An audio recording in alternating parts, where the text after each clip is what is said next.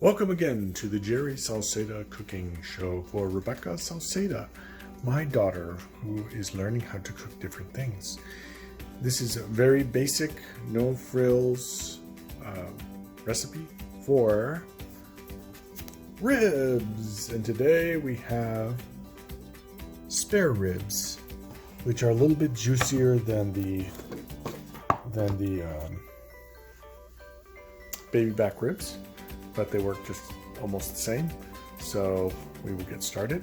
And first we need to open the ribs, so I'm going to do that right now. Okay, so I opened them up. I'm making two of them, so I have them in a big pan. When we cook these, you are going to need foil.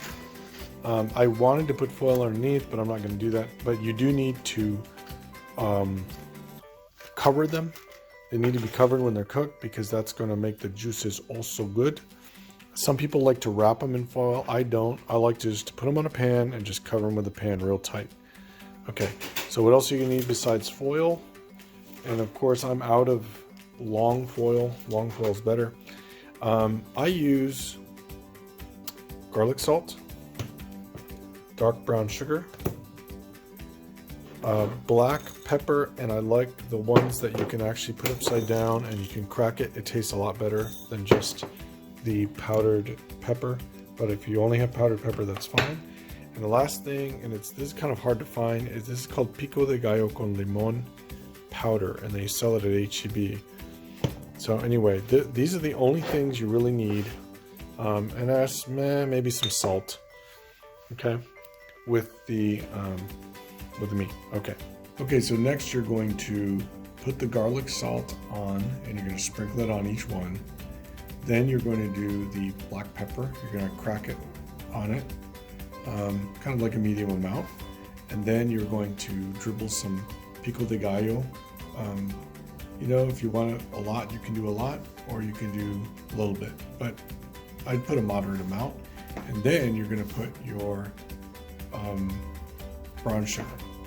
I'm doing this from my office because I wasn't recording that part. I just noticed when I was getting my videos together, so sorry about that. You'll see the finished product just now. Ready?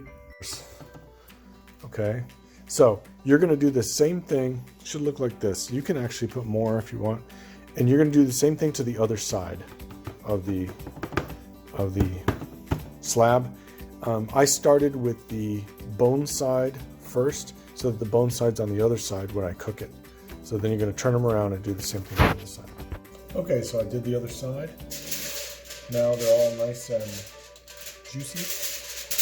And now you're going to get some foil. And I don't have, see, this foil is not wide enough. I only got this foil, so I'm going to have to put 2 layers.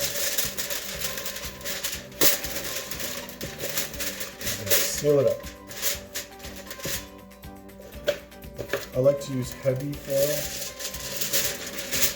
heavy duty.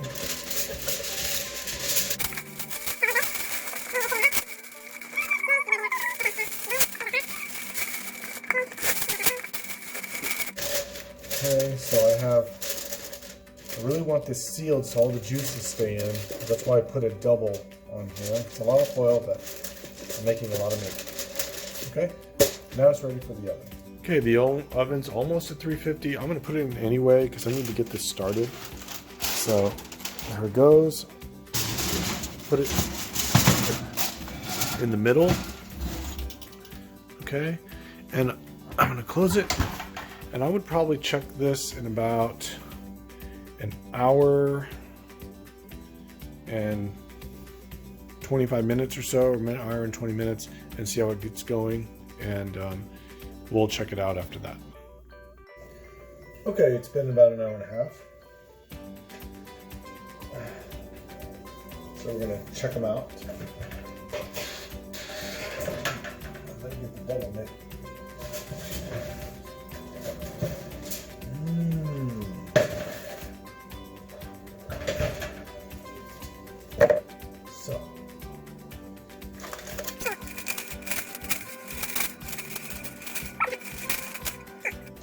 So, as you can see, they're pretty cooked, but they're pretty soft, but I like them a little softer than that. So I'm going to put them in for a little longer.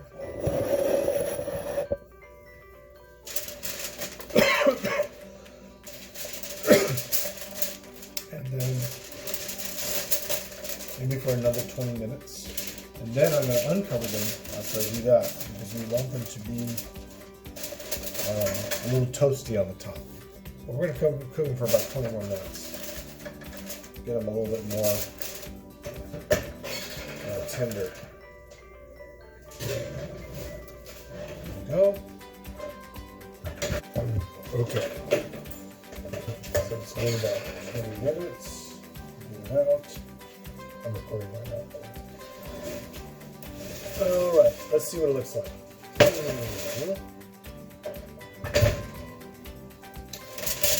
Try not to burn fingers.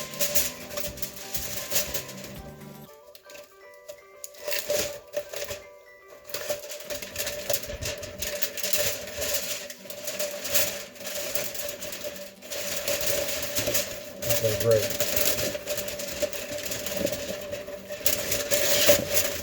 So, if you see those bones sticking out, that's a good sign. That means it's really cooked, and you can see that bone just popped right out of there. The meat's very tender, so we're going to put it back in the oven, but uncovered, and we're going to actually first, when we do that, we're going to baste. So what do? You get some of this liquid, and you pour it on. Oops, am I pointing it on there? I don't know if you can see this, but we're pouring the brown sugar liquid before we put it back in. Try to get a lot of it on there.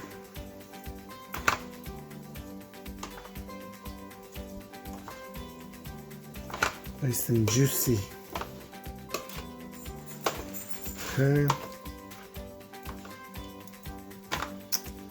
Very good. You can see the juiciness. And then we put it back in the oven without the foil.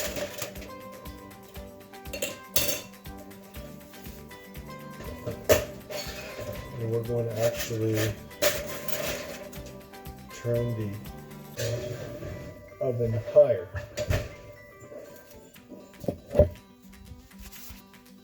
And actually you could broil it if you want, but I don't want to broil it. I'm just going to turn it up about 415, something around there, for about 15 minutes. Okay, so we'll see how that looks. Okay, so it's been about 12 minutes. I'm going to take it out a little early. I keep peeking in the oven every once in a while and see how brown it is. It's about as brown as I want it, so I'm going to get it out.